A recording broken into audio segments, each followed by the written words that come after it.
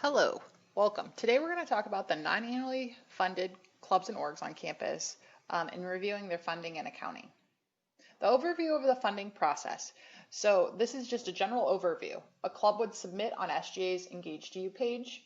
They would receive an email about attending a meeting. The student leaders who are aware of the request would meet with SGA to be able to speak about it, and then SGA would vote on the funding.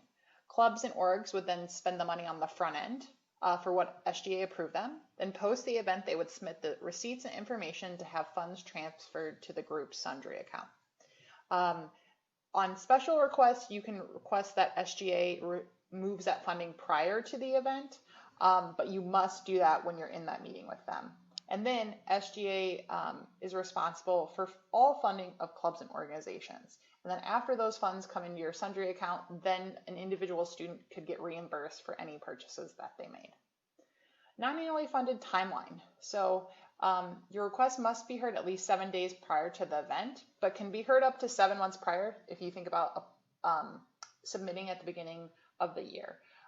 These meetings typically are Tuesdays at noon. Again, you'll receive a confirmation and then they'll invite you to that meeting.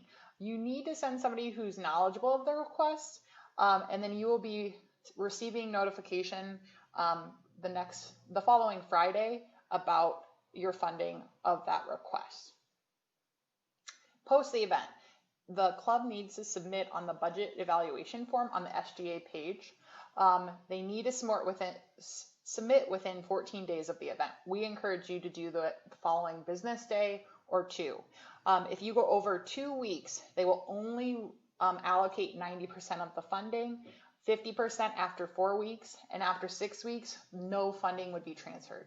So that means that any students who made any purchase would not be refunded because the club did not follow through with the policy. Requesting guidelines. So this is one thing to know. SGA will not will only can request funding for 1 travel and conference per semester and fund up to 5 participants per that semester. SGA will not fund Chicagoland hotels, and that students can't double dip, which means if the org were to get approved for a conference experience both semesters, it would have to be 5 unique students in each group attending that conference. And then when SGA approves any conference or kind of developmental travel and experience like that, that group needs to then come back to an SGA meeting to share what they learned and benefited from that experience. Sundry reports. So sundry reports are already in club and orgs accounts at the beginning of the year. They will be shared again December over the holiday break in early April. When reading those reports, it's really important to look at the bottom. It'll say amount due. So therefore, if it says amount due negative $250, that actually means you have $250 in that account. So if you're ever panicking of how did we overspend, first remember to check that specifically.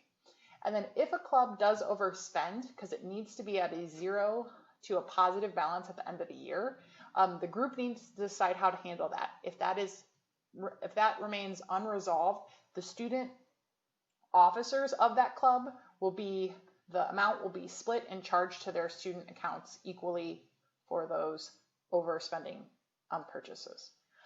Contracts and policies. So when you submit a check request for a vendor or performer, first, that should have been submitted, engaged to you, reviewed, approved, and signed by our office, but you're also going to need to have their W-9 tax form. If you're ever having somebody come on campus, say to speak for free, there still needs to be a contact, but say you want to give them $50 as a thank you for coming. That's called an honorarium. If it's under $400, you can submit that information, that check request, to the business office. If it's over $400, you would need to get that person's W-9 form. Say you wanted to say thank you with a $25 Starbucks gift card, you would purchase that as a club, submit it as a normal reimbursement, and obviously then give that gift card to the person. Spending and reimbursements. So if you're ever spending and you have all of your receipts, your reimbursement form, you're ready to go, if it's under $50, you can go straight to student accounts to get the cash.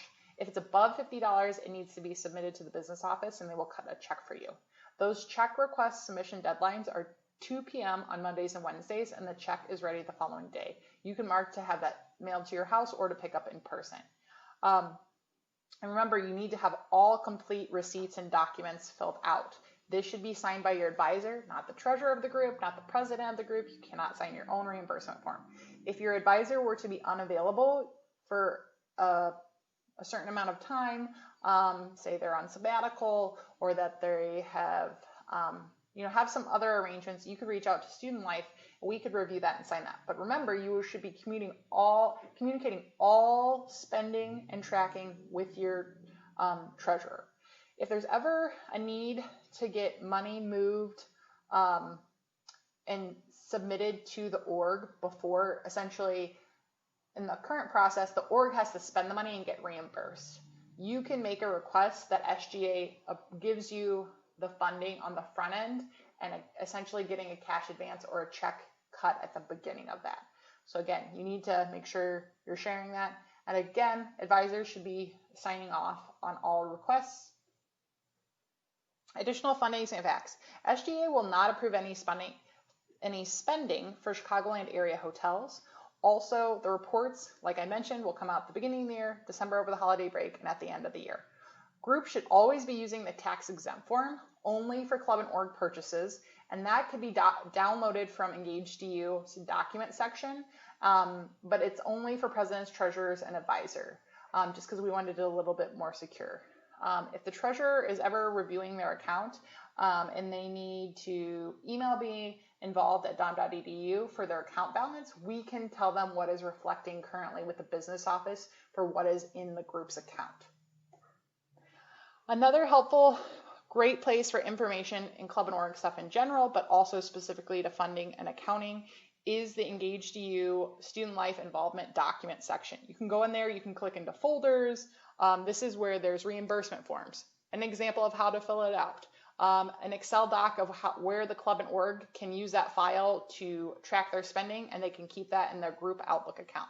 But there's a ton of helpful information. We'll need you to check that out. And if you have any remaining questions, please follow up with Student Life. Thank you for joining today and have a great day.